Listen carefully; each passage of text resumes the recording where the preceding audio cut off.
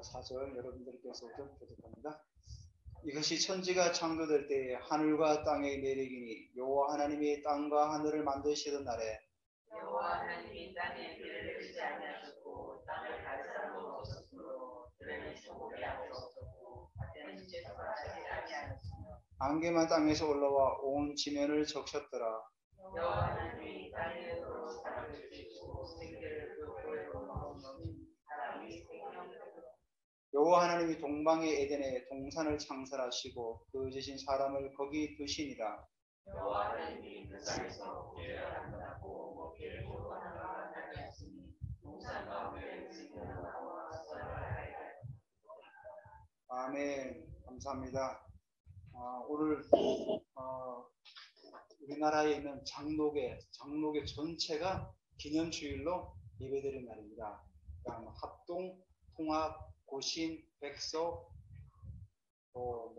기장, 하여튼 우리나라에 있는 장로교 전체가 오늘을 합의해가지고 기념으로 오늘 예배드리는 장로교 110주년 되는 오늘 기념주일입니다. 그래서 총회에서 이제 각 모회로 공문이 내려와서 기념주일로 예배를 드리라 그렇게 내려왔습니다. 그래서 이제 공문을 잡았기 때문에 소개에 잠깐 여러분에게 말씀을 드리려고 합니다.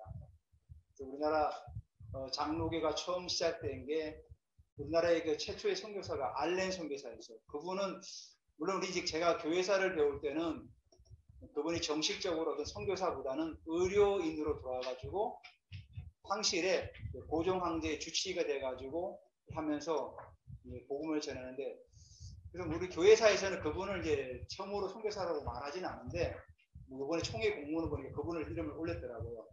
그때가 1884년. 그래서 1년 후에 1885년 4월 5일 날 언더우드 선교사와 아펜젤러 선교사가 정식으로 이제 그 요코하마에서 이수정 그 당시에 우리나라의 그 사절단을 통해서 일본에서 농업을 배우는 이수정이라는 사람이 그 일본에 파견돼 있었거든요. 그 사람을 통해 가지고 한국말을 배웁니다. 조선말을 배워가지고 한 달간 체류하면서 있다가 언더우드 선교사하고 아펜젤러 선교사가 제물포항에 입항하게 되죠. 그러니까 이분들은 벌써 들어올 때 한국어, 조선말 성경책을 가지고 들어오는 거예요. 그러니까 세계 선교 역사에 유례가 없는 일이죠. 그러니까 저 북쪽에서는 그 당시 그 서상윤 그런 분들이 그 한약 장사가 그 한약을 인삼을 팔러 갔다가 압록강에서 인삼을 다 잊어버렸어요. 그래서 할 수 없이 중국에서 오도 가도 못하고 있을 때 로스 선교사를 만나가지고 조선말을 배워주면 내가 돈을 주겠다. 그래가지고 거기서 조선말을 또 배우게 되죠. 로스 선교사를 통해서 로스 선교사가. 그래서 거기서 누가복음 전설을 또 번역을 하게 돼요. 참 우리나라는 복받은 나라입니다. 그러니까 세계 성경 유래사상 성경이 번역이 되어서 들어온 적은 없어요. 선교사 들어와가지고 번역을 하는 거지, 선교사들이 번역된 성경을 가지고 들어온 게 우리나라가 처음이에요. 그 일본에서 이수정 씨는 쓰다젠 박사, 농학 박사를 만나가지고 그분은 그 복음을 받아들이고 이수정 씨가 미국의 그 크리스찬 리그에 기고를 하고 나서 조선 땅에 와서 복음을 전해달라. 그렇게 해서 언더우드 선교사가 부르게 되는 거죠. 그래서 요코하마에서 그 만나가지고 조선말을 배우고 한 달간 배워서 한국 땅에 들어와서 한국의 선교가 시작된 거죠, 본격적으로. 그래서 감리교는 언더우드 선교사, 아펜젤러 선교사, 장로교는 언더우드 선교사를 시발점으로 해서 이제 선교가 시작되었던 거죠. 그래서 인천에 보면은 그 당시에 이제 선교지를 이제 구역을 나눌 때 인천 지역 이쪽은 감리교가 많이 담당을 했어요. 그리고 이제 장로교는 평양을 중심으로 해서 이렇게 또 북쪽으로 많이 했고, 그래서 나중에 평양 그 장대인 교회가 평양 대북운동이 시발점이 되지 않습니까? 그래서 평양이 굉장히 어떤 그 복음운동이 왕성하게 일어났던 곳이죠. 그 서울의 교회, 우리나라의 최초의 교회 서울의 교회도 그쪽에 있어요. 북쪽에 다 있어요. 나중에 이제 그 6.25 터지면서 이제 그 내려오게 되죠. 좀 남한에 내려와서 장로교가 이제 또 시작이 되는 거죠. 이렇게 해서 우리나라의 장로교가 시작이 되고 그 이후로 이제 뭐 다른 교단들이 들어오기 시작된 거죠. 그래서 우리가 장로교가 이제 분열된 게 가장 큰 분열은 이제 합동하고 통합이 갈라지게 된 것들이죠. 그때가 이제 그 언제입니까? 그 1880 제가 그 날짜는 좀 기억 못하는데 어쨌거나 그 갈라진 원인이 신학적인 문제 때문에 갈라졌어요. 지금 굉장히 그 종교 다원주의 이슈가 되는 WCC 때문에 갈라지게 됐어요. 그 통합은 WCC를 지지하게 되고 합동은 지지하게 안 하게 된 거죠. 그래서 박형웅 박사나 이런 분들은 WCC는 아니다. 근데 이제 그쪽 통합 측에서는 황경진 목사님 이분들은 사랑으로 돕고 넘어가자 이렇게 해서 통합이랑 합동이랑 갈라지게 됩니다. 그래서 합동종교회는 승동교회에서 총회를 다시 열게 되고 그리고 통합 측 연동교회에서 총회를 열어서 그때 이제 이 장로교가 분열되는 그런 아픔을 겪게 됐죠. 그래서 저 지난번에 서든도 선교사님이 오셔가지고 한국 장로교회가 WCC 가입이 안 돼가지고 뭐 이렇게 그런다 말씀하지 않았습니까? 저희 합동은 거기 가입이 하지 않았어요. 왜냐하면 WCC가 굉장히 종교 다원주의로 이상한 방향으로 끌고 가기 때문에 우리 거기 가입을 안 한 거죠. 그래서 이제 세계교회 추세는 WCC와 함께 하려고 해요. 사실 그 내면을 들여다보면은 굉장히 이단적인 요소들이 많이 있어요. 우리가 이렇게 경계해야 되겠죠. 그래서 통합 측에 있는 목사님들도 회개하고 막 그러더라고요. 아, 우리가 WCC를 탈퇴해야 된다. 왜냐면 뭐 거기 뭐 성모 마리아도 숭배하는 카톨릭도 들어오고 뭐 이상한 그 토속 신앙도 들어오고 막 이렇게 해가지고 종교 통합 그러니까 완전 뭐 짬뽕이 되는 겁니다. 쉽게 얘기해서 저희는 이제 그걸 감독하고 지금 있는 거죠. 우리에 대한 순수한 신앙을 지키려고 하는 그런 바람이 있는 겁니다. 여러분들께서 신앙생활하는 어떤 부분에서 우리가 어떤 성경적인 방향으로 나가야 되지 않겠습니까? 그래서 오늘이 기념주의를 지키라고 해서 제가 서두에 이렇게 말씀을 드렸습니다. 제가 한 두세 달 정도는 지금까지 제가 강의를 해오지 않았습니까? 마태복음이 끝나는데 좀 주제 설교를 조금 하려고 해요. 주제 설교는 어떤 방향으로 제가 하려고 하냐면은 우리가 새로운 영적 시즌에 우리가 좀 들어오지 않았습니까? 그래서 그 부분을 좀 더 나누면서 언약적인 부분에서 좀 나누면서 시작을 하려고 합니다. 이거는 첫 시간으로는 예배자. 하나님께서 우리에게 예배자를 주셨는데 그 예배자가 어떤 사람인가? 또 구약시대 때 그런 예배자를 한번 찾아보려고 합니다. 그리고 예배자가 받는 그런 어떤 복, 그런 복들을 통해서 이 언약이 성취되어 가는 거예요. 그 다음에는 뭐 아브라함의 언약으로 시작해서 이렇게 주제별로 한번 좀 보려고 합니다. 자, 세상 사람들이 예수님을 말할 때 뭐 어떤 학자들은 얘기하는 분이 있지 않습니까? 그분들이 말하는 것들은 자기들이 이성의 한계를 가지고 얘기하다 보니까 예수님에 대해서 진정으로 잘 모르는 거죠. 예수님은 우리가 알지만은 그는 구원자시고 또 하나님이시고 또 역사를 시작해 하시고 역사를 마치는 시간. 그래서 계시록에 보면 알파요 오메라가 잖아요. 헬라어의 첫 글자가 영어의 A듯이 헬라어는 알파예요. 그리고 마지막 글자가 오메가. 그래서 알파와 오메가 그 의미가 시작과 끝이라는 거예요. 그러니까 영어로 말하면 A부터 Z까지다. 이런 의미를 가지고 있는 거죠. 예수님은 역사의 시작과 종교를 짓는 그런 분이라는 거죠. 그래서 그분께서 친히 우리와 약속을 하셨어요. 그 약속이 바로 언약이죠. 너는 내 백성이 되고 너희는 뭐죠? 내가 너에게 아버지가 된다. 그래서 어떤 언약적인 관계를 맺어서 우리를 이끌어 가시는 거죠. 그래서 예수님께서 십자가에 죽으시고 부활하셔서 성령께서 내주하지 않습니까? 우리가 성령이 내주하는 근본적인 건 뭐냐면은 물론 우리가 함께 하시지만은 우리를 예배자로서 우리를 부르셨다는 거죠. 성령이 우리 안에서 내주하시는 그 가장 큰 의미가 뭐냐면은 함께 하시면서 우리의 예배를 받으시길 원하시는 거죠. 더 쉽게 얘기해서 하나님은 우리를 예배자로 불렀다는 거죠. 성전이 친히 성전 삼으신 것은 우리 몸을 우리의 정말 제약된 몸을 예수님의 십자가로 덮으시고 우리를 성전 삼으신 가장 큰 이유는 뭐냐면 우리를 예배자로 부르셨다는 거예요. 예배를 받으시기 위해서. 그래서 하나님께서 오늘 우리가 성경에 나오지만은 하나님께서 오늘 가장 중요한 게 뭐냐면은 하나님께서 사람을 흙으로 만들지 않았습니까? 흙을 만든 다음에 나중에 제일 마지막에 한 일이 뭡니까? 코에다가 생기를 불어넣은 거죠. 자, 사람이 기능하기 위해서는 코에 생기를 불어넣지 않으면 사람이 기능할 수가 없는 거죠. 사람의 기능은 사실은 영에 있는 거죠. 그래서 여러분, 제가 예전에 늘 우스갯소리로 그렇게 말씀하지 않았습니까? 아무리 걔가 지능이 똑똑해도 걔는 예배를 드리지 않아요. 영이 없기 때문에. 그리고 요즘 보니까 워낙 우리가 반려견을 우리가 이제는 애완견이라 하지 않고 반려견이라 하지 않습니까? 반려견. 그 말은 의미가 아시죠?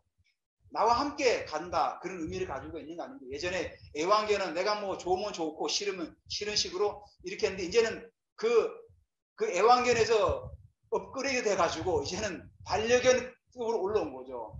우리가 물론 말은 반려견으로 하지만은, 제가 가끔씩 어떤 그 뉴스에 보니까 개가 죽었다고 막 이렇게 촛불 켜놓고 제사를 지내고 막 그러더라고 보니까. 그거는 아닙니다. 그거는 우리가 잘못된 거죠. 개는 영혼이 없어요. 물론 우리가 반려견으로 우리가 사랑하고 돌보고 학대면 안 되고 하지만은, 그 개를 너무 우상시해가지고 죽는다고 해서 그렇게 할 필요는 없는 거죠. 땅에 묻어주는 까지 좋지만 그걸 기념해가지고 거기다가 꽃을 갖다 놓고 이러면 안 되는 거죠. 그거는 하나님이 창조하신 규정으로 하나님만 경배받아야지 그 어떤 것도 경배받아서는 안 되는 거죠. 우리가 사람도 너무 우상시하면 안 되는 거죠. 그래서 하나님께서 이스라엘 백성들을 이끌었던 사람이 누굽니까? 모세 아닙니까? 모세를 이끌어서 갈 때 모세가 그 무덤이 있습니까? 모세 무덤이 없어요. 하나님께서는 아시는 거죠. 얘들이 놔두면은 모세도 우상시하겠다. 아예 그래서 무덤도 못 찾게 만들어버린 거죠. 느보산에 올라가서 너는 거기서 죽을 것이다. 올라가라. 올라가는 거기서 기운이 지내서 죽었더라. 그리고는 무덤이 없어요. 하나님께서 그냥 매장해버린 거예요. 못 찾게. 왜냐하면 하나님만 경배받아야지 그 어떤 것도 경배의 대상이 될 수가 없는 거예요. 왜? 하나님이 그 예수님을 보내셔서 십자가에 죽으시고 부활하셔서 친히 내주하시면서 성전이 되신 것은 우리를 예배자로 부르시고 예배를 받으시기 위해서 그렇게 하셨다는 사실이에요. 그래서 하나님께서는 우리에게 요구하시는 게 두 가지. 예배자의 삶을 살아가라. 왜 하나님께서 십자가에 죽으시고 부활하셔서 우리를 부르셨냐? 예배자의 삶을 살아가라는 거예요. 그리고 하나님의 그 말씀의 진리를 지키는 삶을 살아가라는 거죠. 그걸 회복하라는 거죠.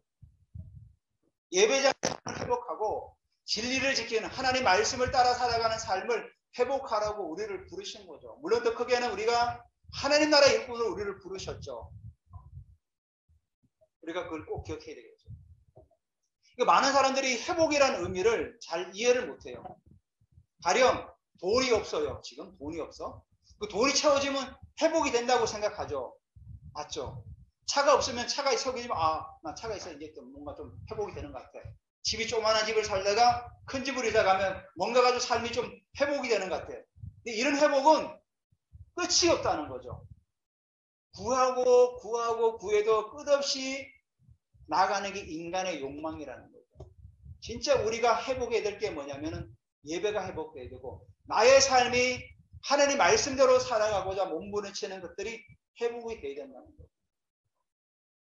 그래서 하박국에 보면은 하박국 선지자가 지금 그 바벨론 군대가 막 쳐들어오는 말바국 소리가 막 두두두두 막 그런 나는 소리에 그가 이런 고백을 하지 않았습니까? 비록 무화과 나무가 무성하지 못하며 포도나무에 열매가 없으며 감람나무에 소출이 없으며 밭에 먹을 것이 없으며 우리 양이 없으며 외양간에 소가 없을지라도 나는 여호와로 말미암아 즐거워하며 나의 구원의 하나님으로 말미암아 기뻐하리로다. 나는 그럴지라도 하나님 앞에 예배하겠다는 거죠. 우리 가정이 만약에 예를 들면 어려운 당해서 너무 힘들어. 재정적으로 어려워. 정말 온갖 어려운 환경 가운데 있는데 정말로 우리가 거기서 예배할 수 있는 거죠. 하나님은 요구하는 게 그거랍니다. 정말 너가 어떤 환경 속에 있을지라도 넌 예배할 수 있겠냐? 우리가 쉽지가 않죠. 만약에 정말 그런 환경에 있고 만약에 사랑하는 자녀가 떠나든지 부모님이 떠나든지 정말 어려운 환경 가운데 처했을 때 정말로 내가 나만 바라보고 예배할 수 있겠니? 주님이 요구하시는 게 그거죠. 주님, 저는 그럴지라도 주님께 예배하기를 합니다. 하박국의 고백이 바로 그런 고백이에요. 그 바벨론의 칼날이 나를 쳐도 나는 하나님께 예배하는 게 더 우선입니다. 그걸 보는 거죠.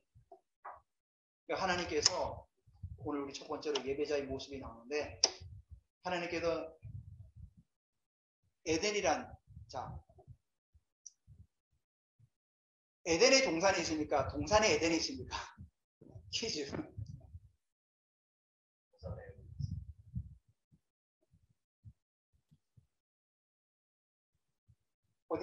어떻습니까? 맞아요.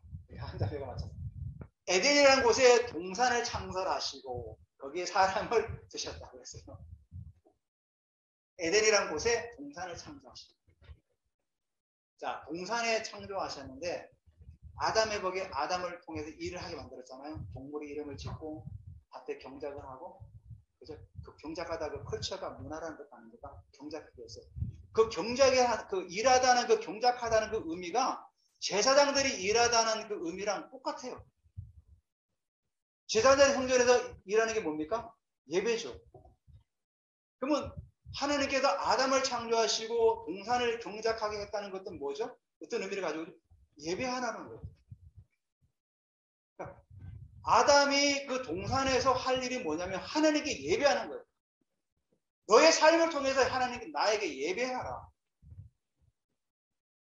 우리가 교회 나와서 예배 드리는 것만 예배라고 생각하지 않습니까? 사람들이 보통은 그렇지가 않아요.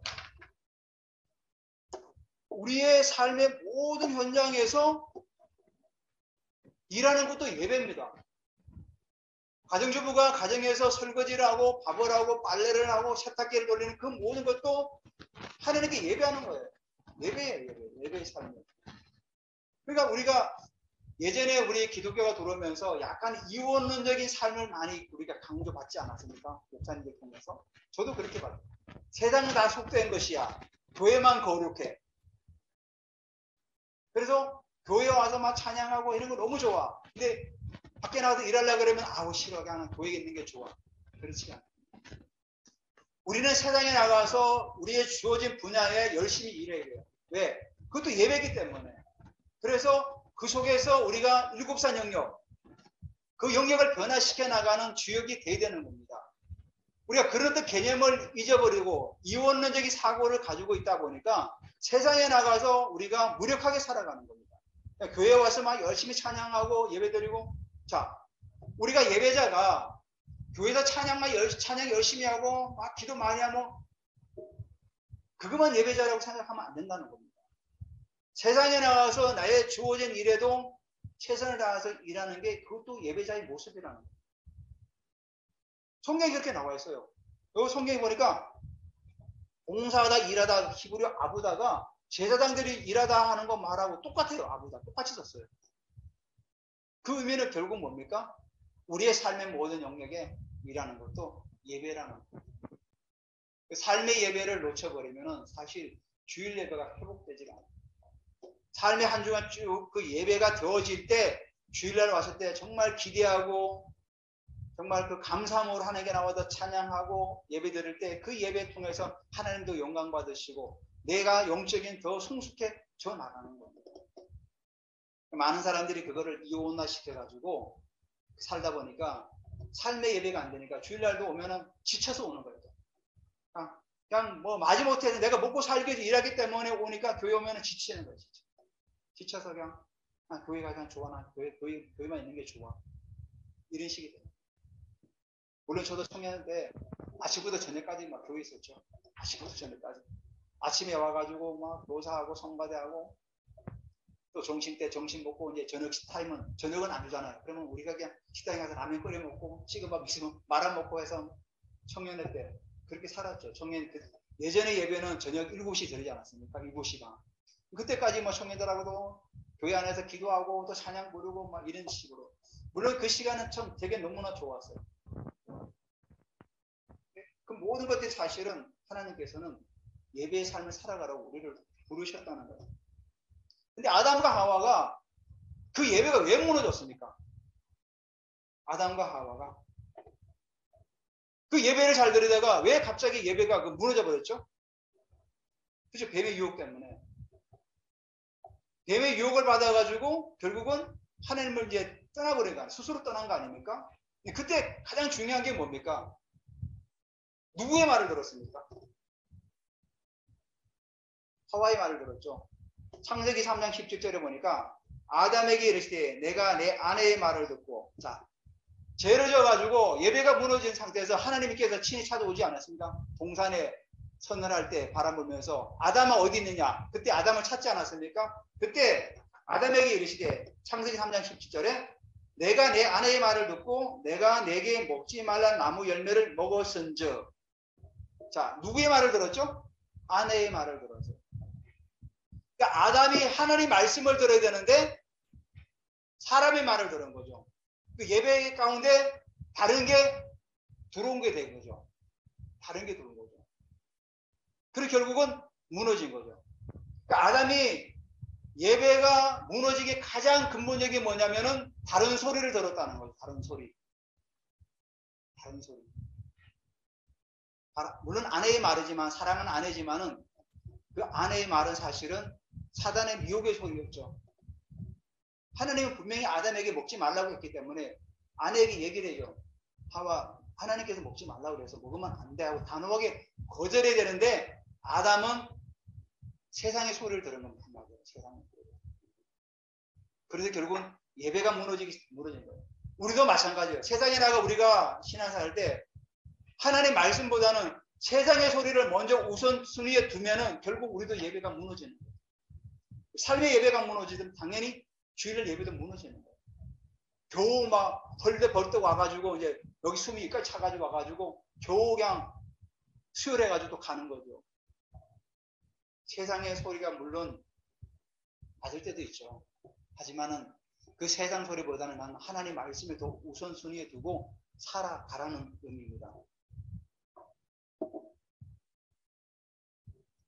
야곱이, 구약 성경에 보면 야곱이 나오죠. 여러분, 야곱이 어떤 사람이었습니까? 성경에 보니까 창세기 25장 20절에 야곱은 조용한 사람이었으므로 장막에 거주하니. 그러니까 여기서 조용하다는 그 의미가 탐이라는 히브리어를 썼어요. 탐. 근데 이 의미가 예배하다는 거예요. 자, 야곱은 조용하고 하나님으로서 장막의 거주다. 그 장막이 결국 뭡니까? 장막이 교회예요. 하나님의 전이에요. 하나님의 전. 그러니까 야곱은 하나님을 사모하면서 예배하는 자로 살았다는 거죠. 장막에 거주하면서. 근데 그 예배자로 살았지만 결국은 그의 어떤 성품이 변화되지 못했던 겁니다. 그래서 걔도 형도 속이고 장자권을 뺏고 또 그 형을 속임으로 인해 가지고 삼촌 라반 집에 가서 어떻게 당했습니까? 삼촌에게도 10번이나 노임을 속임 받아서 봤죠. 속고 속이는 인생을 살아왔던 거죠. 자, 그런 야곱이 정말 그런 예배자로 살려고 했지만 그 성품이 변하지 않으니까 결국 하나님께서 어떻게 바꾸십니까? 약복강에서 씨름하죠. 자, 야곱이 씨름했기 때문에 변화되었습니까? 물론 씨름이라는 과정이 있었죠. 아무리 밤을 새고 365일을 씨름을 한들 하나님께서 야곱을 다시 변화시키지 않으면은 야곱은 그냥 야곱으로 살아가는 거죠. 하나님께서 천사와 씨름할 때, 그 씨름할 때 하나님께 나중에 이제 한두 배를 치지 않습니까? 더 이상 하나님께서 이제 야곱에게 인정한 거죠. 한두 배를 치면서 뭐라고 그랬죠? 이제부터 너는 야곱이라 하지 말고 이스라엘이라. 이스라엘.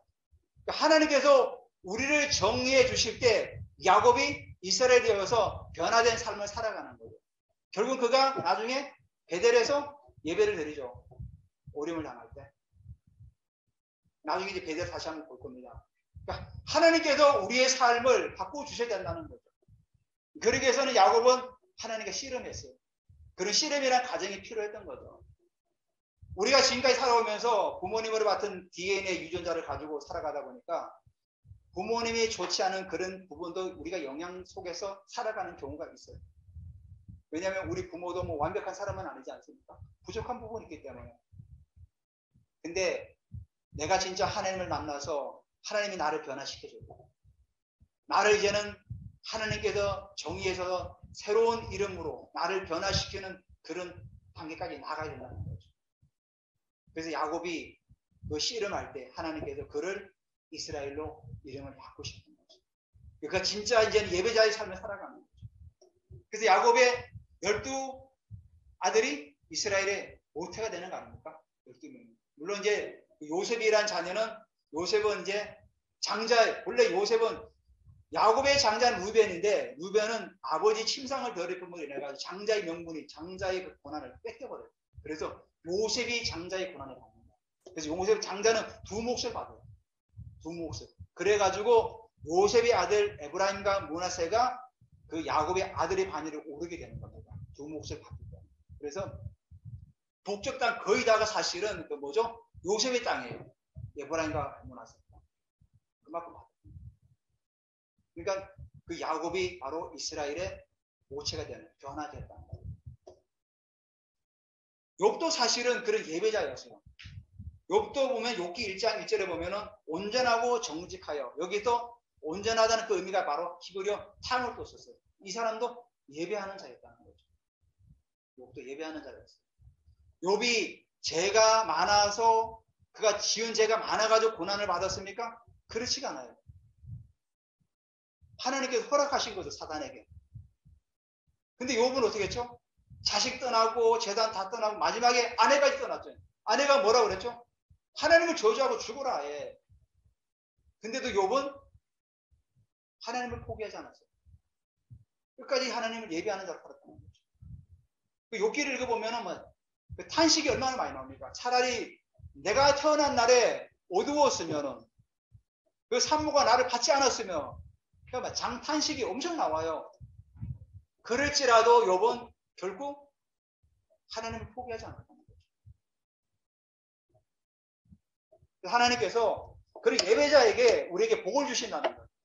창세기 1장 26절 28절에 하나님이 이르시되 우리 형상을 따라 우리의 모양대로 우리가 사람을 만들고 그들로 바다의 물고기와 하늘의 새와 가축과 온 땅과 기는 모든 것을 다스리게 하자 하시고, 그러신 다음에 하나님이 자기 형상고 하나님 형상대로 사람을 창조하시되 남자와 여자를 창조하시고 하나님이 그들에게 복을 주시며. 자, 우리가 알고 있는 복은 어떤 복입니까? 돈이 많이 들고 일단은 건강하고 자녀가 잘 되고 이런 게 복이라고 생각하지 않습니까? 하나님께서 복은 뭐냐면은 예배자에게 주셨어요. 아담의 제가 처음에 소두에 말씀드렸듯이 일하다는 그 의미 예배자 아닙니까? 그 예배자에게 복을 위임하셨다는 거예요. 그러니까 복이라는 개념이 하나님께서 아담을 부르시고 일을 하고 예배하기 때문에 그에게 복을 먼저 주신 거예요. 복을 주시며 그들에게 이르시되 생육하고 번성하여 땅에 충만하라. 그러니까 하나님은 예배자에게 복을 주셨다는 거예요. 예배자에게.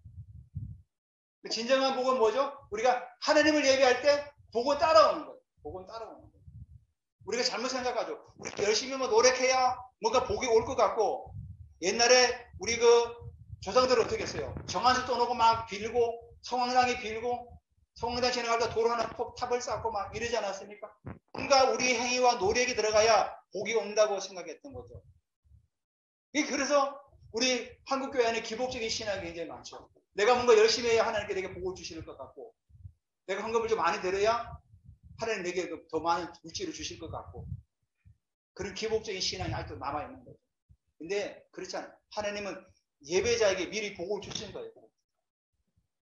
그걸 어떻게 알 수 있을까요? 요셉을 보면 알 수 있죠. 요셉이 가는 곳마다 형통하였더라. 요셉이 손대는 것마다 하나님께서 함께 하심으로 그에게 복을 더하신 거죠. 그러니까 요셉이 비록 애굽에 팔려갔지만 보디발의 집에서 가정총무를 하면서 그가 손대는 것마다 통통게 되고 손대는 것마다 일이 잘 되는 거예요. 그게 뭐냐? 예배자의 삶을 살기 때문에. 왜? 이미 복을 주셨기 때문에. 그래서 우리는 뭐죠? 내주하신 성령께서 우리가 함께 하시지 않습니까? 그러니까 우리 예배자의 삶을 살아갈 때 하나님 복은 우리에게 따라오는 거예요.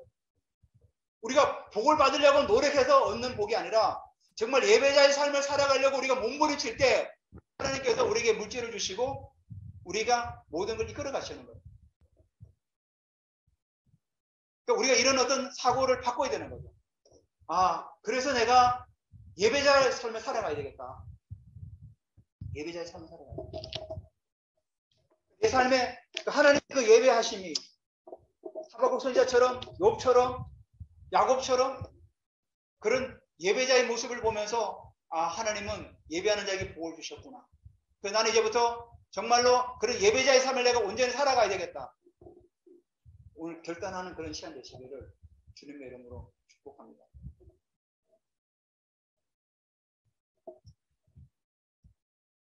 그래서 우리가 언약적인 복을 우리가 붙잡아야 됩니다. 두 번째, 언약적인 복. 하나님께서 아브라함을 부르지 않습니까? 아브라함을 12장 1절 3절에 여호와께서 아브라함에게 이르되 너는 고향 친척과 아버지 집을 떠나 내가 내게 보여줄 땅으로 가라. 내가 너로 큰 민족을 이루고 내게 복을 주어 내 이름을 창대하리. 너는 복이 될지라. 예전 성경에는 복의 근원이 될지라 그랬어요. 예전 성경 번역이 너무 더 좋은 것 같아요. 지금은 너는 그냥 복이 될지라. 그래서 너를 축복하는 자에게 내가 복을 내리고 너를 저주하는 자에게 내가 저주하리니 땅의 모든 족속이 너로 말미암아 복을 얻으리라. 너로 말미암아 아브라함을 말미암아 우리가 복을 받는 거예요. 갈라디아서 뭐라고 말씀하고 있죠? 예수 그리스도를 믿는 자는 구주를 용서받는 자, 예수 그리스도를 믿는 자는 언약적인 복을 받는다고 말씀하셨어요. 우리는 언약적인 복. 그래서 나를 축복하는 자는 그 축복받을 것이고 나를 저주하는 자는 그도 저주받는 거예요. 우리가 여러분 그런 자부심을 가지시기 바랍니다. 아, 함부로 나를 저주하지 마. 나를 저주하면 너도 저주받아. 왜? 하나님께서 우리에게 아브라함의 언약적인 복을 허락하셨기 때문에. 성경에 나오죠? 너로 말미암아 분명히 3절에 너로 말미암아 복을 얻을 것이라.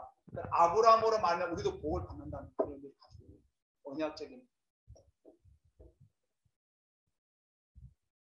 그래서 우리가 그 아브라함의 언약적인 복을 받고 예배자로 살아가. 자, 아브라함이 그 본토 친척 아비 집을 떠날 때 누구 말을 들었습니까? 하나님 말씀을 들었어요. 한 가지밖에 없어요. 하나님께서 그에게 야, 너 가나안 땅에 가게 되면은 거기에 뭐 이렇고 저렇고 전혀 설명하지 않았어요. 내가 내게 지시하는 땅으로 가라. 그 한마디 들었다. 근데도 아브라함은 다 내버려 두고 보따리 싸들고 간 거예요.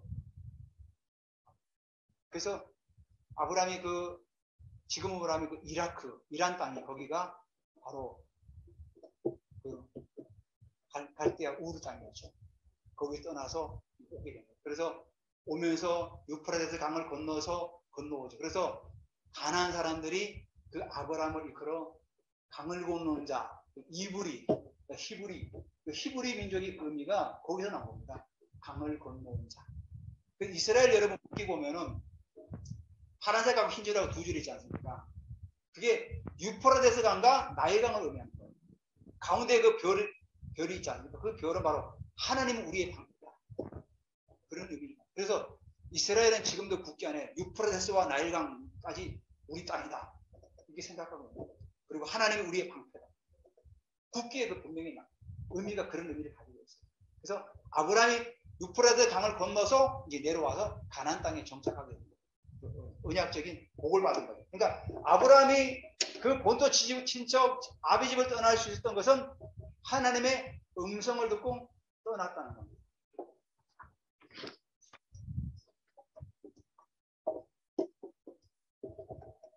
그래서 하나님께서 아브라함하고 언약을 맺게 되는 거죠. 창세기 15장에 보면은 하나님께서 언약을 맺어요. 창세기 15장 9절로 10절에 보면은 해가 질 때까지 온제물을 지키게 한 다음에 하나님의 영이 지나가 쪼갠 동물 사이로 지나가는 거죠. 그때 누구만 지나갔죠? 아브라함은 같이 멀리 지나가야 되는데 하나님만 지나가. 여러분 한번 펴보시죠. 창세기 15장 9절로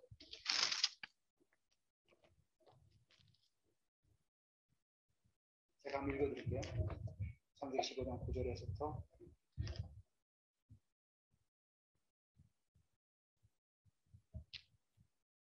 12절까지. 여호와께서 그에게 나를 위하여 삼면된 암소와 삼면된 암염소와 삼면된 순양과 산비둘기와 집비둘기 새끼를 가져올지니라. 아브라함이 그 모든 걸 가져다가 그 중간을 쪼개고 그 쪼갠 것을 마주대하여 놓고 그 새는 쫓기지 아니하였으며 솔개가 그 사체에 있을 때 아브라함이 쫓았더라. 해질 때에 아브라함에게 깊은 잠이 임하였고 큰 흑암과 어둠이 거기에 임하였더니 여호와께서 아브라함에게 너는 반드시 알라. 내 자손이 이방에서 객이 되고 그를 섬기겠고 그들은 400년 동안 내 자손을 괴롭히라. 그들이 섬기는 나라를 내가 징벌할지며 그 후에 내 자손이 큰 재물을 이끌고 나올지라. 쭉 나오면서 17절에 보면 해가 져서 어두울 때 연기가 나는 하루가 보이며 한 횃불이 쪼갠 고기 사이로 지나더라. 하나님께서 친히 아브라함과 언약을 맺으셨는데 하나님이 약속하시고 하나님에게 언약을 맺으면 안 되죠. 아브라함과 같이 걸어가야 되는데 하나님의 영만 지나가는. 하나님께서 언약을 맺으신 거죠. 아브라함하고 너는 이제부터 나의 자녀다. 이 언약을 맺으신 거죠. 그래서 나중에 물론 이제 애굽 땅에 가서 400년 동안 종살이 하겠죠. 그 의미도 사실은 종살이지만은 그 하나님께서 아브라함에게 열국의 아비라는 이름을 바꾸지 않았습니까? 그 열국의 아비가 결국 뭐냐면 가나안 땅에서 아브라함이 그렇게 자손을 번성할 수가 없었기 때문에 옥토, 그 애굽의 나일강에 엄청난 그 옥토 속에서 백성들을 나라를 만든 거죠. 열국의 아비를 만든 거예요. 그 애굽 땅은 뭐냐면은 한 나라를 만들기 위한 토양에 불과한 거죠. 그 애굽을 쓰임 받는 거죠. 제가 그 고대사를 좀 그때 공부할 때 보니까 그 당시 애굽은 옛날에는 비료가 없었습니다. 비료가 없었는데 나일강이 성경에 보면 나일강이 범람할 때 애굽에 있는 그런 또 뭐죠 왕실에 있는 사람들 와서 제사를 드렸어요. 왜 범람할 때 제사를 드립니까?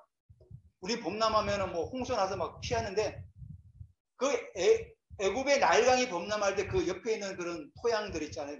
그 위에서 내려오는 그 영양분으로 인해 가지고 비료를 안 줘도 곡식이 잘 자라게 만드는 게 그런 뜻이에요. 그래서 애굽의 나일강이 범람할 때 그들은 제사를 드립니다. 천연 비료가 내려와 가지고 땅을 다 적시는 거예요. 그러니까 애굽은 가만히 있어도 농사가 잘 되는 겁니다. 하나님께서 그 이스라엘 백성들을 애굽에 보내가지고 한 나라를 200만을 만들어서 다시금 가나안 땅으로 돌아오게 한다는 거죠. 그래서 그 아브라함과 언약을 맺었던 게 너의 씨가 하늘의 별과 같이 더라도 아니 지금 이 가나안 땅에서 내 자식도 없는데 무슨 하늘의 별처럼 모일까? 그 자손이 결국은 그렇게 되는 거예요. 그래서 하나님께서 여기 15장에 그렇게 약속을 하신 거죠. 자, 그러면서 우리가 이제 마지막으로 언약의 땅,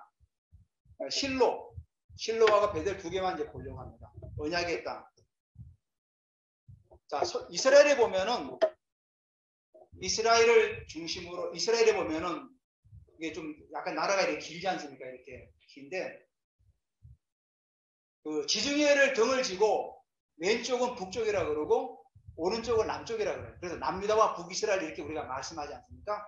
근데 그 북이스라엘에 보면은 북이스라엘의 그 언약의 땅에 예배가 드려졌던 곳이 어디냐면은 베델과 실로와 세겜입니다. 그러니까 제일 먼저 세겜에 먼저 오게 되죠. 그 다음에 실로, 이제 그리고 베델. 그 남쪽은 헤브론, 이제 그리고 부엘세바. 예루살렘 중심으로 해서. 그래서 제가 오늘은 실로와 베델을 보여요. 실로에 보면은 창세기 49장 10절에 보면은 야곱이 죽을 때 예언을 합니다. 유언을 남기는데 휴가 이제 왕권을 말하는 거죠. 휴가 유다를 떠나지 않으며 통치의 지팡이가 그 발 사이에 떠나지 아니하기를 실로가 오시기까지 이르니 그에게 모든 백성이 복종하리라. 그러니까 실로를 이제 사람처럼 의인화시켰는데 실로가 지명을 말하는 거예요. 그러니까 실로에서 뭐죠? 이스라엘의 첫 정부가 세워져요. 엘리 제사장이 거기서 나라를 통치하는 거죠. 근데 엘리 제사장의 아들들을 어떻게 했습니까? 하나님을 알지 못했어요. 엘리 제사장의 아들들이 하나님을 알지 못했어요. 사무엘상 2장 12절에 보면은 엘리의 아들들은 행실이 나빠 여호와를 알지 못하더라. 실로에서 이스라엘이 처음 고대 정부가 세워졌는데 그 엘리의 아들들은 하나님을 알지 못하더라. 제사장의 아들인데 하나님을 알지 못했어요. 나중에 성경의 사무엘상 2장 3장을 읽어보면은 엘리가 그 아들들의 잘못을 가르치지 않아요. 물론 얘기는 한번 해요. 하는데 그러면은 예를 들어서라도 그렇게 하지 말아야 되는데 그 엘리란 제사장이 흠니와 비나스 두 아들에게 훈육을 하잖아요. 그러니까 이 훈육을 하자니까 자기 사원을 시켜서 하나님께 제사 드리는 그 가서 갈고리로 고기를 건져와 가지고 삶은 고기를 원하지 않는다. 그리고 성전에 수종들이 연인하고 동침도 하고 아주 뭐 요즘 말로 하면은 완전히 뭐 정말 우리가 입에 담을 수 없는 그런 어떤 행실을 범했더라고요. 그래서 나중에 하나님의 사람이 와가지고 엘리에게 얘기합니다. 사무엘상 3장에 보면은 사람에게 지은 죄는 사할 수가 있어도 하나님께 대한 죄는 도저히 사할 수가 없고. 자, 엘리의 두 아들이 그렇게 망나니 제사를 할 때 누가 기도했죠 그때? 한나라는 한 여인이 자식이 없어서 기도를 하죠. 그 한나가 기도할 때 결국 뭡니까? 무너진 그 제사장, 무너진 그 예배를 회복하기 위해서 한나는 자기의 자녀를 놓고 계속 기도하죠. 그래서 이스라엘 사람들이 가장 좋아하는 기도가 그들이 대표적으로 기도하는 게 한나의 기도예요. 지금도 이스라엘 사람들이 자기들 가장 좋아하는 기도문이 한나의 기도, 사무엘상 2장의 기도. 왜냐하면 한나는 자신의 전 존재를 들여서 하나님께 기도하죠. 이 땅에 제사장이 다시 회복되게 하시고 예배가 회복해 해달라고. 자, 제사장이 무너지니까 나라가 어떻게 됐습니까? 흠니와 비나스가 언약궤를 가지고 나가요. 언약궤를 가지고 나가는데 전쟁에 졌습니까? 이겼습니까? 전쟁에서 졌어요. 그 언약궤는 하나님이 떠난 그 언약궤, 영광이 떠난 그 언약궤는 나무 개짝에 불과한 거죠. 나중에 그 흠니와 비나스의 그 아내가 아기를 낳다가 죽지 않습니까? 그때 이가봇이라고 하죠. 영광이 떠난. 그러니까 우리가 신앙인이 예배자가 너무 중요한 겁니다. 예배자가 무너지면 나라가 망하는 거예요. 나라가 망하는 거예요. 결국은 그 언약궤를 뺏겨가지고 나중에 돌아오게 되지 않습니까? 제사장이 하나님께 예배하는 그 예배를 제대로 하지 못하고 그 제사장의 역할을 제대로 못하고 예배가 회복되지 못하니까 나라가 망해가지고 나라가 다 무너져 버리는 거예요. 전쟁이 필요하고. 오늘날도 마찬가지입니다. 이 시대에 우리가 예배자가 예배의 모습을 회복하지 못하고 하나님의 진리를 살아내는 그 삶을 살아가지 못하면은 나라가 거꾸로 가는 겁니다. 오늘 우리 영생이 형제님이 나라를 위해서 기도하지 않았습니까? 나라를 기도해야 되는 거예요. 지금 정부가 자기들끼리 치고받고 막 얼마나 싸우고 있습니까? 그러려고 우리가 뽑았습니까? 그죠? 그러니까 우리가 기도해야 되는 겁니다. 아, 이제 뽑았으니까 끝난 게 아니라 우린 계속 기도해야 돼요. 어떤 정부가 세워도 마찬가지 기도해야 돼요. 일단 세워지면은 하나님이 그 뜻이 있었기 때문에 세워진 거기 때문에 우린 그 정부를 해도 기도해야 되는 겁니다. 나라를 기도하고. 왜? 기도하는 게 뭡니까? 우리의 자리에서 우리가 하나님께 예배하는 겁니다. 내 자리에서 예배하고 내 일터에서 내가 예배할 때 나라가 회복되는 겁니다. 나라가 왜 오르냐? 결국은 내가 예배자를 세지 못했기 때문에. 한때 우리나라 여의도에 막 엄청난 사람이 모여가 예배하지 않았습니까? 빌리그레한 목사님 오셨을 때. 그때 그 여의도에 수많은 사람들이 그 다 등려가지고 예배하지 않았습니까? 지금 그런 예배가 있으니까 없어요, 우리나라. 물론 먹고 살기 바쁘니까 여러 가지 이유가 있겠지만은 그런 회복이 되는 거예요. 오늘 제가 첫 시간에 그 예배자의 모습. 이제 제가 베델을 얘기하는데 베델도 마찬가지. 야곱이 돌베개를 베고 잤던 그곳에 하나님이 그 임재의 장소 아닙니까? 그 돌베개가 사실은 예수님의 머릿돌입니다. 머릿돌을 베고 잔 거죠. 베델에서 예배드려요. 그 하늘이 열리지 않았습니까? 야곱의 사다다리가 내려와가지고 천사들이 오락내락하면서 오늘도 우리들은 예배가 그런 베델이 되어서 천사들이 막 오락내락하면서 그 주님의 임재 가운데서 막 예배드리는 그런 장소가 되기를 주님의 이름으로 축복합니다.